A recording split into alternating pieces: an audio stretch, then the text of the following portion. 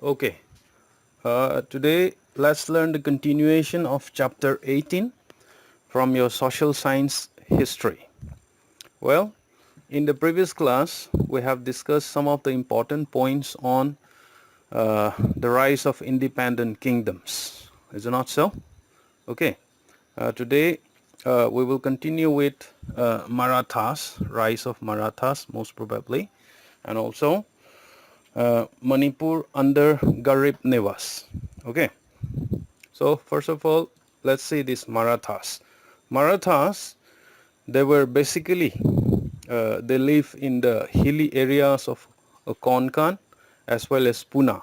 You might have heard Pune, the present Pune. So they were hill people. Okay.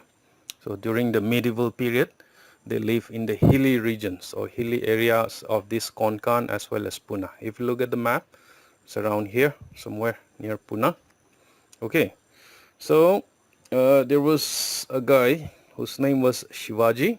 Yeah, you can see from the picture right here. Okay, he founded the kingdom. At the time in Delhi, the Mughal emperor Aurangzeb, he was ruling in Delhi. Okay, so in the southern part, in this part of this Maharashtra, there was a king whose name was Shivaji.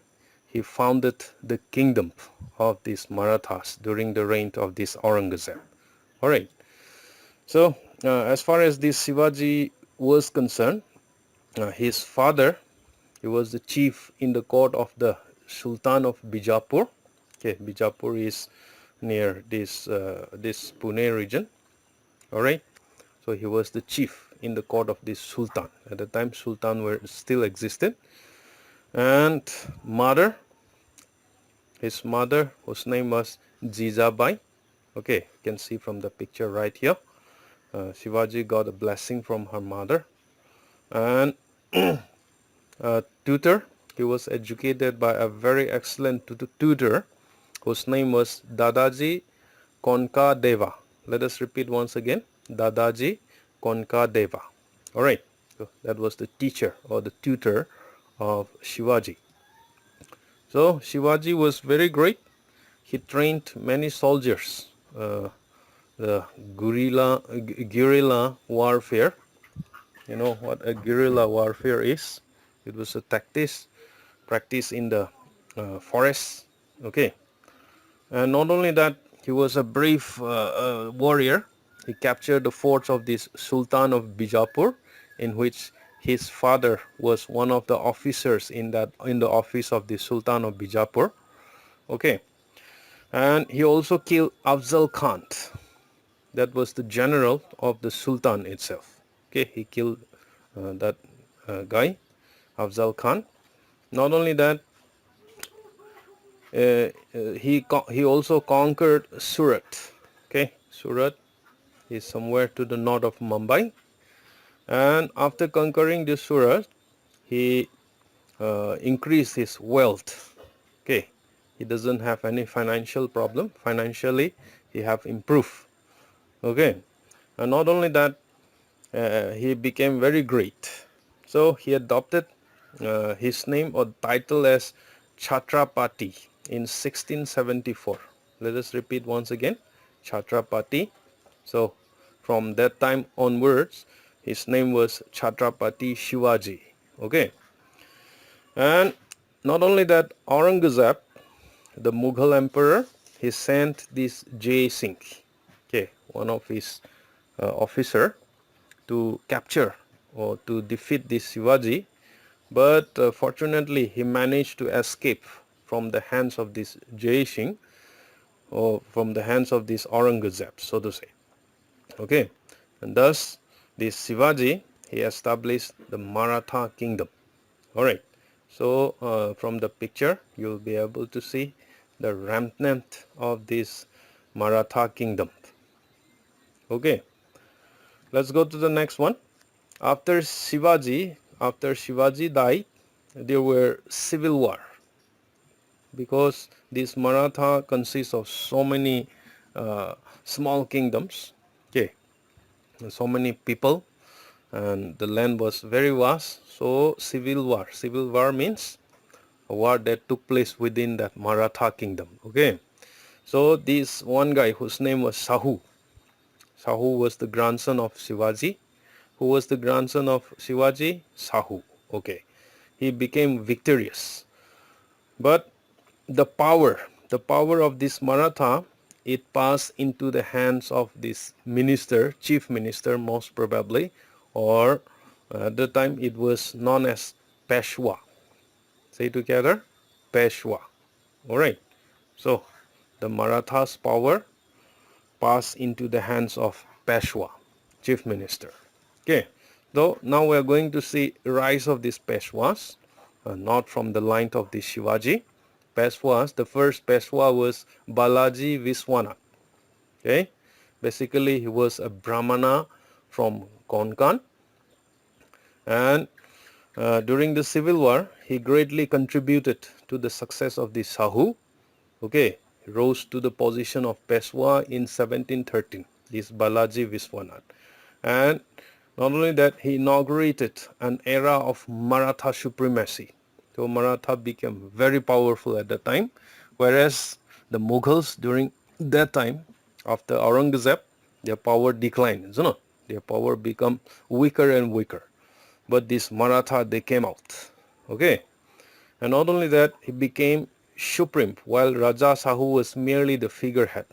And Raja Sahu, who was the grandson of Shivaji, he was just a rubber stamp at that time. Alright, so the Marathas developed a large army which helped in the expansion of the Maratha Empire, especially during the time of this Balaji Viswanath. Who was Balaji Viswanath? He was a Peshwa, okay, a brahmana from Konkan. He became the first Peshwa. Okay, next, in 1718, this Balaji Viswanath entered into a agreement or pact with Sayyid Hussain Ali, right? Sayyid Hussain Ali from Sayyid dynasty, all right. And at the time, the Peshwa secured the right to collect two types of tax, okay, most probably from 5 or 6 kingdoms. All right, the first type of tax was known as chaut, chaut, meaning fort. Understand? It was an annual tax imposed by the Marathas, nominally levied at 25% on the revenue or products or produce, hence the name 25. Okay. Next, Sardesmukhi. It was also another type of tax that was collected by the Peshwa, was an additional 10% levy on the top of the child as a tribute paid to the king.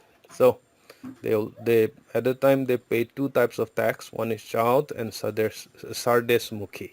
Okay, I'm sure you have understood up to here. All right. And the next Peshwa in the Maratha Empire or in the Maratha kingdom was Bajirao the First. Okay, he became the Peshwa in 1720. Maratha expansion went beyond the Narmada river. Okay, and Nizam of Hyderabad. Last time we have already learned about this Nizam.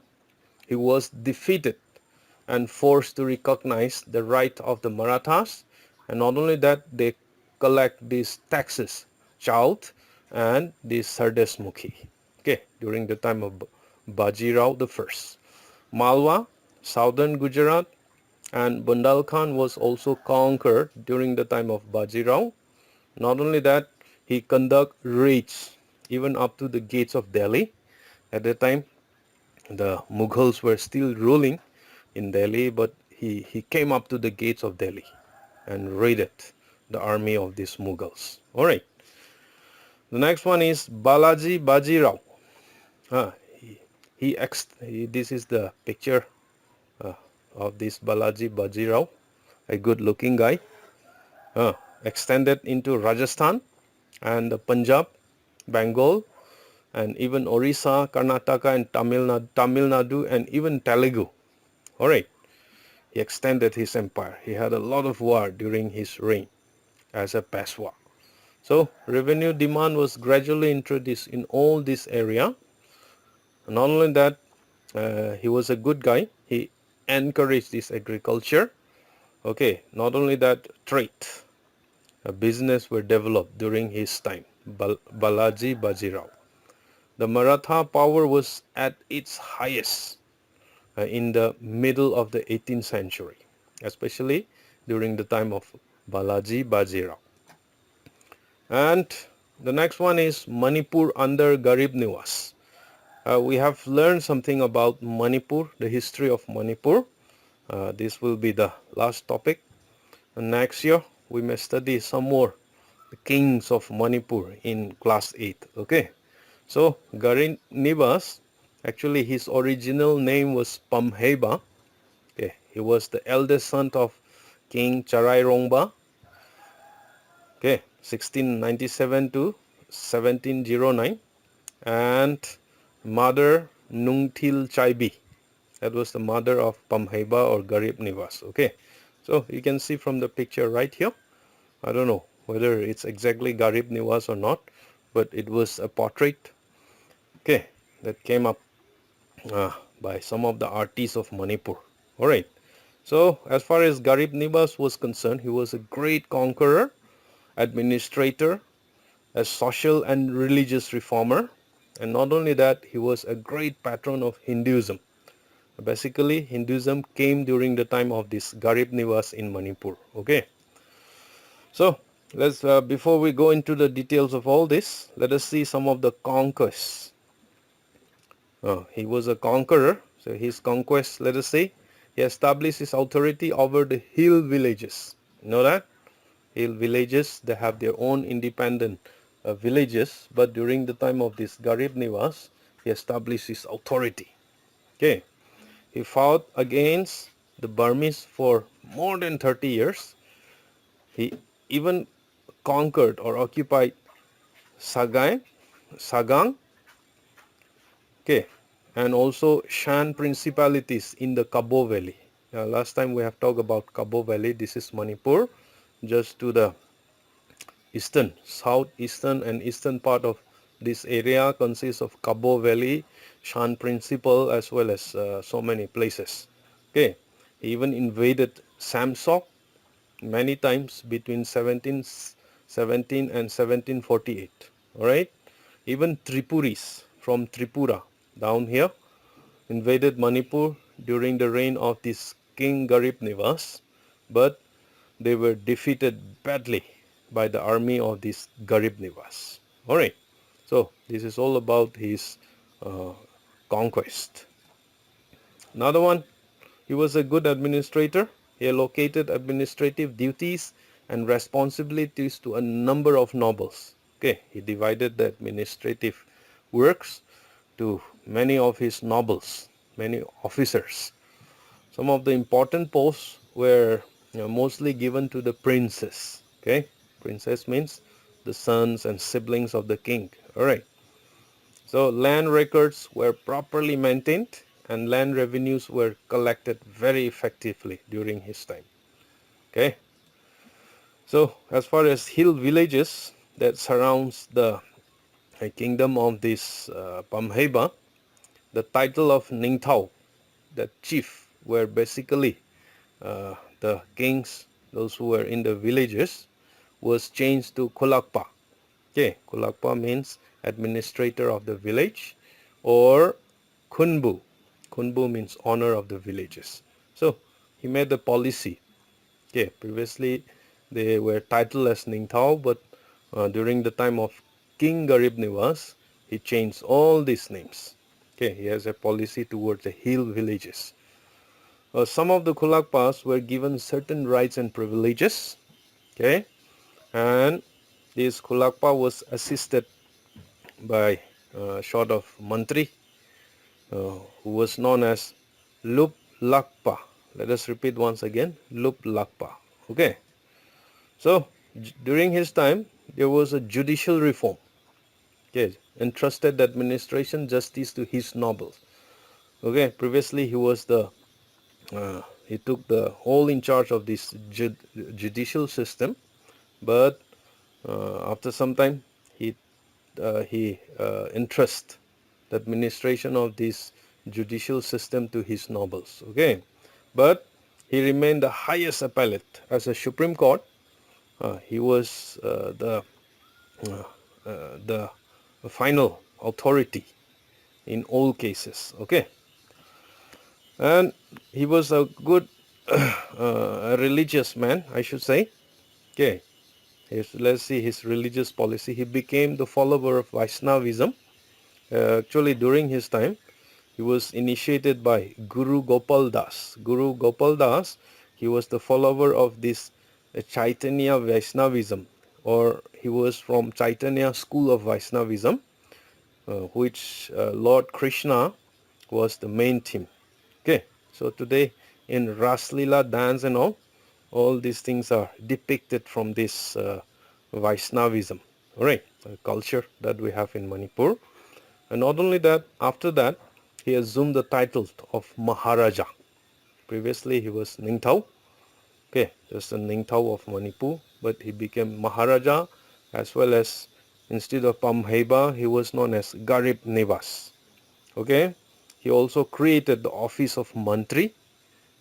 He became an absolute Maharaja, a very powerful Maharaja, like many other Maharaja in other parts of the country. And most of his office work have been trusted to a Mantri. Okay, so he was followed by Shantidas. Okay, he was from Ramanandi school of Vaishnavism, and after that, the Hindu religion, or what we call as Vaishnavism, became the state religion. Okay, it was adopted by these Garib Nivas. So even today, you might have heard this Ningthem Pukri. It is in Wangkai. All right. So there was a temple known as Ramji Temple near that very Pukri. Here, it is a aerial view of this Ningthem Pukri somewhere here. It was constructed by these Garib Nivas, and the Pukri itself, the pond itself, was dug by these Garib Nivas. Okay, and another temple was constructed at Mongba Hanba. Okay, this Mongba Hanba is renamed as Mahabali today. So many of you might have been there near Sanjentong. Okay, there's a lot of monkey. One temple was there. So it was also that not necessarily this temple. This is the present other temple constructed by the people who follow Hindus. But here in this very place, this Garib Nivas, he constructed a temple. Okay, Mongba Hanba. So these are some of the important points from the 18th chapter of your history, and this is the end of your history, I think, for class 7. So next class we may go back to the first chapter of this history, and we'll start our revision. Okay, so I wish you should learn all the notes which I have sent you in your WhatsApp group. Okay, please subscribe to my YouTube channel. May God bless you. Thank you so much for participating in this learning.